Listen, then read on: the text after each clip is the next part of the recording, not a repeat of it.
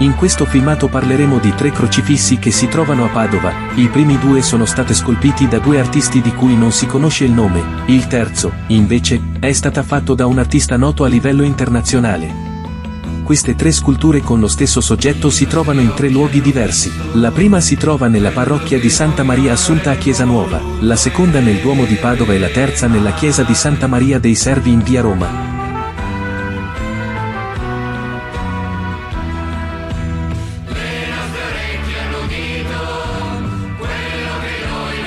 Il crocifisso di Chiesa Nuova è giunto in uno stato di conservazione molto precario, con la perdita quasi totale della mano sinistra e di alcune dita della mano destra, e con gravi manomissioni in corrispondenza dei piedi, dovuti anche alla dilatazione del legno e all'aggressione dei tarli. La policromia originaria, in buona parte perduta, era stata ricoperta da strati di colore e di vernice fortemente alterata, che qui sono stati asportati lasciando a vista alcune porzioni dell'intaglio, che al momento non sono state reintegrate. I piedi, che a causa del movimento del legno in passato erano stati tagliati e separati, sono stati ora ricollocati nella originaria posizione, uno sopra l'altro e fissati da un solo chiodo. Nonostante i gravi danni sofferti dalla scultura, il restauro ha rivelato la qualità dell'intaglio, soprattutto nella definizione del volto smagrito, con gli zigomi in rilievo e la bocca socchiusa che lascia intravedere i denti, le 2 lunghe ciocche di capelli e i riccioli della barba, un tempo rifinita dalle integrazioni pittoriche. Il perizoma, su cui si conservano tracce di una doratura originale, si articola in morbide pieghe interrotte dai risvolti sui fianchi. Nonostante la presenza di alcuni particolari più crudi, come le tracce della colatura del sangue lungo le braccia e dalla ferita del costato, gli accenti drammatici dei crocifissi trecenteschi sembrano qui attenuati e riassorbiti in un'immagine di dolore muto e composto. Allo stato attuale delle conoscenze, nulla si può dire della provenienza del crocifisso, che forse non venne realizzato per la parrocchiale di Santa Maria Assunta. Le caratteristiche dello stile fanno pensare ad un intagliatore di buone capacità, attivo in terraferma ma influenzato dallo stile di Antonio Bonvicino, uno dei protagonisti della scultura in legno a Venezia tra la fine del 300 e i primi decenni del 400. Tra i crocifissi confrontabili con quello di Chiesa Nuova, nel territorio diocesano va sicuramente ricordato il crocifisso di Centrale di Zugliano in provincia di Vicenza, che reca però la data più tarda 1442.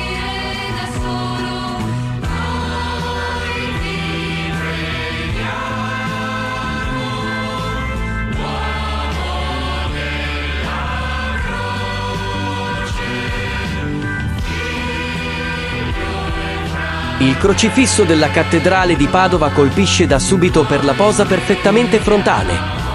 Appeso con le braccia quasi tese, appena incurvate, il corpo sembra ricadere pesantemente sulle gambe. Sul costato privo di dettagli anatomici ben definiti si legge la ferita impressa dalla lancia. Sulle cosce scivola con morbide pieghe il panneggio, fermato sui fianchi da 2 rigidi lembi.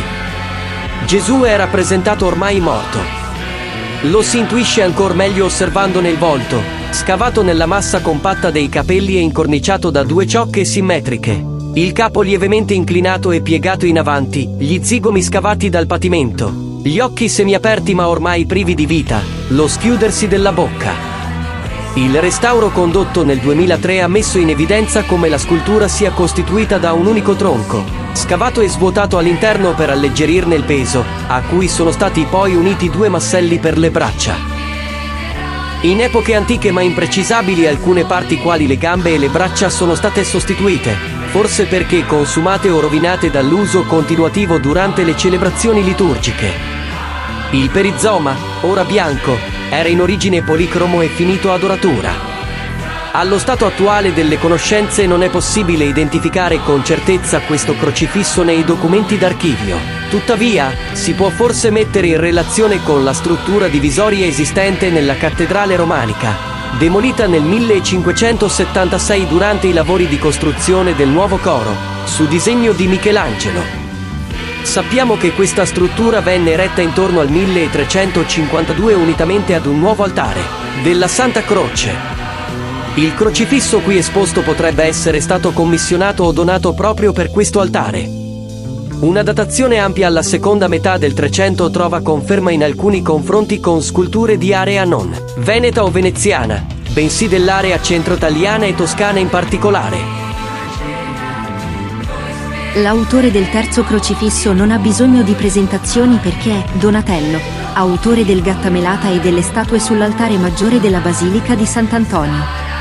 Questo crocifisso ha una lunga storia di devozione, risalente all'episodio miracoloso avvenuto nella Quaresima del 1512.